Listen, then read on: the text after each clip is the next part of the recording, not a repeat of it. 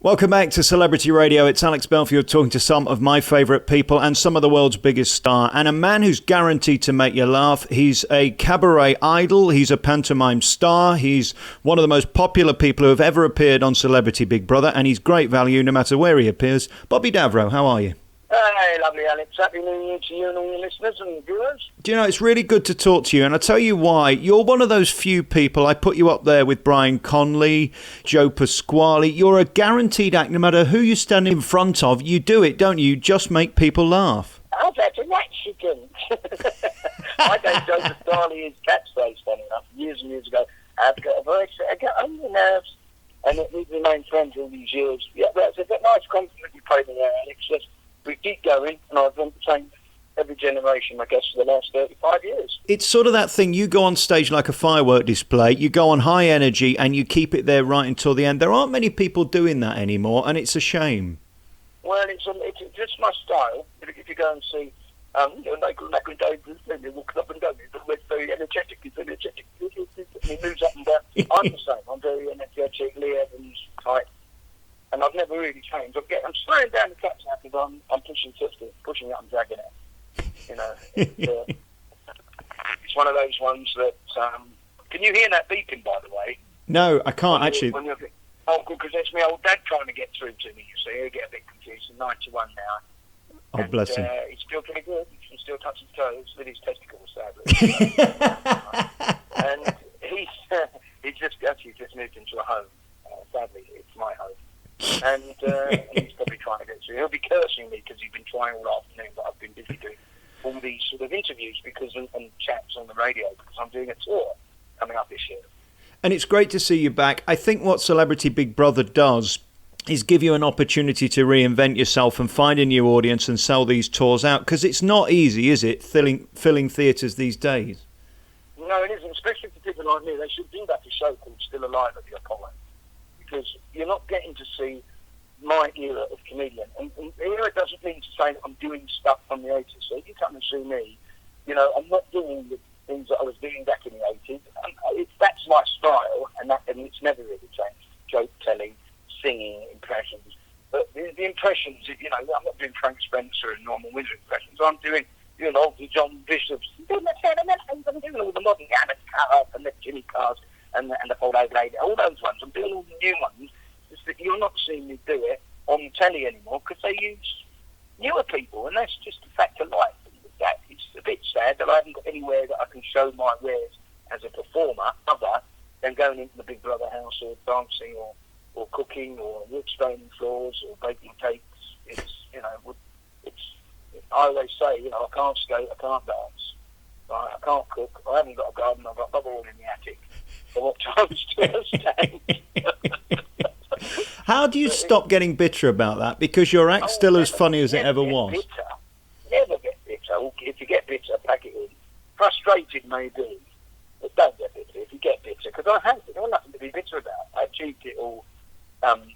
What do you strive to have in your career? Hopefully you'll be well known. You become reasonably successful and famous as I've done. You know, I have my own television shows. There's not an ounce of bitterness about me.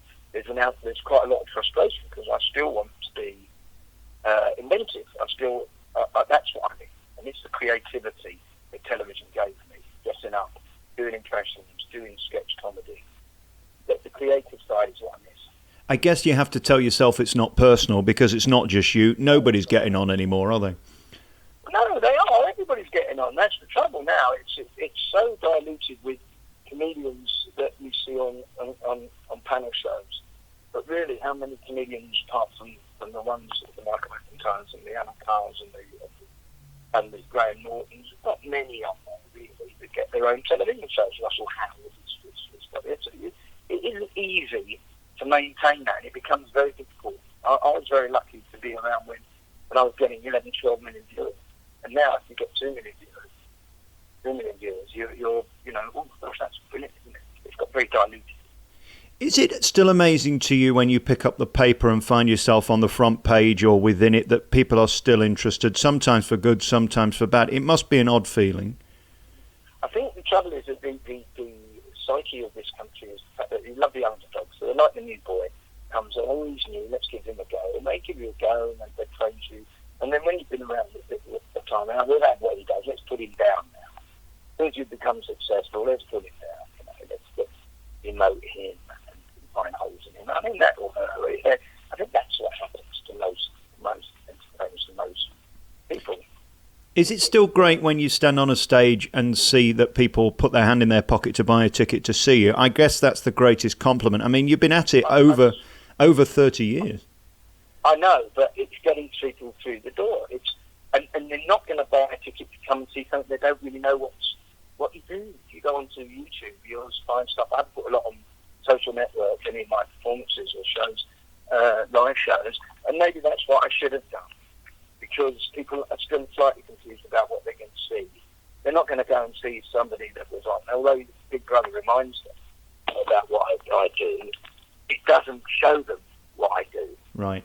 And that is the difficult thing. And unless I get a good kick of the ball to say, look, I'm not on live at the Apollo, I'm going to do a comedy guest show, I'm going to do a special or something. The amazing thing I watched the other day was I watched Tracy Ullman. She's been off our TV screens for 30 years. And she's come back from America and she's come over and done a show for BBC. It's very, very good. Yeah. Very good. And very good quality, very funny. It just goes to show you that we're still capable of doing it. It's just whether or not somebody wants to invest. What would you have to do to get on one of those Michael McIntyre road shows? What do you think they're looking for that you're not doing, or is it just the fact that they want young, not old? It's the only reason I'm not on is because I represent something that's deemed to the executives of the television people as old school. I mean, you mentioned Brian Connolly and Jim Davis. Look how brilliant those comics were, and they were top class. Still are. But yeah, of course they are, but you don't see them on live at the Apollo. And these McIntyre road shows. That's it, because it's the modern people. And, okay, that's great, but what about the ones that have been around for a while? I'd love to have a chance to do one of those. When I work with some of the new people, you know, that some people take that to Jennifer and probably don't want to. You're going to be like in a comedy club. You know what? They don't say that afterwards. And I don't mean that in a conceited way. They see what we do.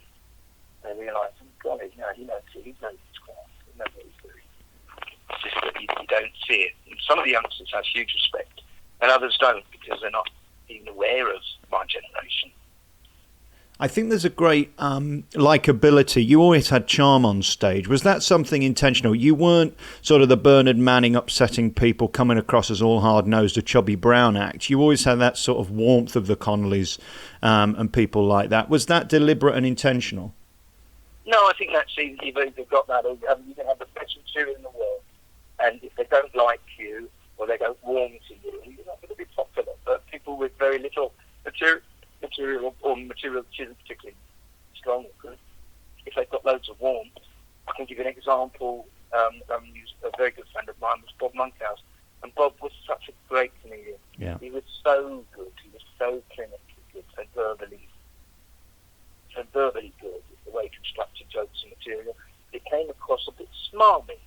Yeah. And I can say that because a lot of people agree with me. He was a really nice man, and he was a fantastic comedian, but the people go, oh, you're a little bit smarmy. And then there's other people that didn't have the same with the good material like that come across charming, and people that just loved them. Larry Grayson was one of a great example of, he was camp and he was lovable, wasn't he? So likeable. Am I right in thinking the greatest comedian, sort of front cloth comedian, I suppose, variety comedian is Ken Dodd? I don't think there's a greater gagsmith than him, certainly living. Yeah, that's for sure. For sure, Doddy is an icon, isn't it? It's fantastic to keep going. The only thing is that you need to take a flask and sandwiches because he never comes off. And it's very funny. There was a great story about him. You know, when he got arrested for the tax business. And they said if he'd gone to prison, they would have given him 6 months, but he probably would have done 18. which is a great gag, because if they put him in prison for that, he didn't do it out of fear. He just did it. He just represented something to him. It made him feel secure, I guess. Well, I'm doing my life, other things. So he didn't do it in a really corrupt way. And if you'd have put him in prison, I think would have killed him. Well, and again, he's from a different generation. He wasn't used to having that amount of money put in his hand every night after night. I always remember him saying about... Under the mattress. His bed must have been he He must have had to knock through the ceiling by the time he finished. Well, he tells a story. I think it was 64. He did the Palladium 5 days a week, 2 shows, and on a Saturday he did 3 shows. Can you imagine what he must have been earning? He could buy a house a day with what he must have been generating. Yeah. Well, I mean, can you imagine now? I bumped into John Bishop in a club. We were laughing about that. He came down the stairs. It was a little drinking club at 2 o'clock in the morning, and I was doing an impression. He didn't know who I was in the corner in the dark there, and as he came down the stairs, he went, "These comedians getting too much money," and I could see him going, "Oh, there's some fucking older daddy kids and they me." And he looked over and I waved at me, and he came back down and we talked about the difference. If I was a comedian now, I would be earning millions. Millions. Yeah, I interviewed Larry Lloyd once, a footballer, and he said the same about football. You were just a generation too early for the money. I go out with my daughter. My is the daughter of Billy Wright. Yeah. He played for Wolves, captain of England, 105 caps. He made £40 a week playing football. And I spoke to another footballer, a guy called Tony Mancini, who used to play for Arsenal. And he said, footballers make as much in one day as he made in his entire career. Yeah. It doesn't necessarily mean it's better, though. I mean, I look at what you did on TV, and those shows were so creative. Same with comedians today. You know, I don't think just because you're selling out 18,000 at the O2 makes you a better comedian. No, and I agree with you. It just makes contemporary, as you started this conversation with, it's fashion. But personally, I'd much rather go and be a comedian in a theatre which holds maybe 1,000, 1,500 people than seeing arenas. I supported Barry Manilow for a tour that he did, and I went out in the O2 there, and there's 20,000 people in the audience, and that you only see the first half a dozen rows, and you don't see anything. You just see little glow sticks in the back there, and you know, Barry didn't even let me use his videos, you know, so I must have looked like an ant from right at the back there. You know, and you still get laughs, but it's not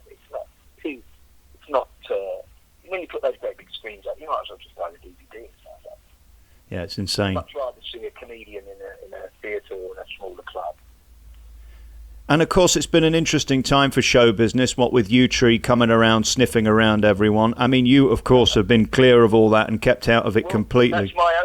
That is my opening line. I go, I'm Bobby Davro. I'm the only comedian from the 80s that hasn't been arrested. And then some swine in the audience always shouts out, "Yet." My daughter said to me, "Will you ever be done with anything in a club?" I said, "I've never done anything inappropriate with a woman, apart from once when I did sleep with a woman. I did have sex with a woman when she was asleep. But in my defence, she was awake when we started." And that's where I come from. And I have I think there's two sides of that. The people that are guilty deserve the punishment, deserve to go down for it. The ones that are persecuted slightly, which have been, we've been proved to see that they are innocent of what they're accused of. People are just so quick to jump on the bandwagon. Even with me, I've had all these things said to me. "Oh, you know, Jim Davidson, you must be of that era. I knew Max Clifford. I used to socialise with Max Clifford before he did loads of stuff, the charity stuff that I got involved in. He helped me with my charity stuff." And people go, "Oh, you're the same kind of bloke." No, I'm not. I'm not that kind of man. And I can sleep well in my bed. It is terrifying being a guy right now. I was talking to one of my mates yesterday. The line between flirting and being on a list somewhere is quite thin these days, isn't it? It's hard to know where that line is and what's appropriate and not, because we all just want to get laid, don't we? Alex, I'm 57 years old, and I hand on heart, you are what you are. And when I was never a touchy-feely man. Some men are. Some men are still that way. Some women are. Yes. Okay, but whenever I went out with a girl, of course, the lines. Where do you think to point? If a girl comes back to your room or your bedroom or something, and then you start kissing and cuddling, and then you put your hand, you try your luck, don't you? Because that's petty. That is what humankind is. Yeah. Now, you can't be accused of being a sex pest because you do that. But when a woman or girl ever told me, "I don't want you to do that," my hand will come away and I'll be a gentleman. That's how I approached it. Talking of Big Brother that we mentioned earlier, there was something I saw the other night, and I thought if that had been the other way round, there'd have been police go in there, the guy'd have been kicked out, and it'd be front page news. When the woman went into the shower and grabbed Scotty T's private parts, saying it was the most beautiful member she'd ever seen, I thought that was really interesting that nobody picked up on it. It's okay when the women do it to the men, but if a guy did it to the woman, can you imagine the fallout? Yeah, I mean, I wouldn't want to let it go. I wouldn't go straight to the police and go, I've been molested. I wouldn't dream of doing that, opening something, a shower and sticking my hands on a woman's tits. I mean, I'd love the opportunity for anybody to say I've got a large member. I mean, it's not going to happen, Bobby, but you know what I mean? You'd be fondled, wouldn't you? Been a long time, Alex. Any attention would be nice at this stage. I'm telling everyone, it might not be big, but it's busy, but I'm lying to myself. I want to see you in person, Bobby. I'm going to come and see you on this tour because truly, of all the people that were my role models growing up, you're really, truly up there because you've got such a consistent act. And what I love about you people, there's sort of a Rolodex of gags in your head. You're never short of a laugh, are you? No, and that's my hobby. They say, what is your love? And I say, actually, my love is collecting jokes, understanding jokes, creating jokes. I love jokes. I like joke formats. I'm not, although I do conversational comedy, it's not about observational stuff all the time. It's very much joke format, an association with, if you were to mention football, I do use football jokes, blah, blah, blah. And I'm very proud of that, but my talent is mimicry, I guess, so I have to include that in the show. And what's so nice now, I do quite a lot of AV stuff, so I put up a big screen and I do sort of medleys with singers in and put them just pictures up of it. And then at the end, I do a thing called This Is Your Life, or My Life This Is My Life. Because I got This Is Your Life back in 1987. And I looked through the This Is Your Life book and I just show pictures of my career and my life and all the people I've met and things I've done. And it's rather nice, it's rather sentimental. And I finish on a picture of myself with my girls, and that's where I am now. I think you've had the greatest years of show business. You're able to be a variety entertainer. You could sing and you could act and you could comede and you could do all the stuff that you're great at doing, and there isn't really room for that now. So I congratulate you on that and thank you for the memories. Some wonderful laughs over the years, and I look forward to seeing you on tour, coming across the country. You're starting off in a couple of months' time and ending up in Chesterfield. Yeah, and then Chesterfield, I think, the 27th of June. So it's a 20-day tour. I just want people to buy tickets and come and see it. And you know what? It'd be so refreshing for you because there's not many people that do what I do. And I guarantee you'll have a really good laugh. You're a talent, you're a star, and I thank you for your time. Bobby Davro's coming to a town near you across the UK this spring. Thank you so much for your time. I'll look forward to seeing you during the tour. Come and have a beer. Will do. Cheers, Bobby. Bye, lovely man. That was great. Thank you so much.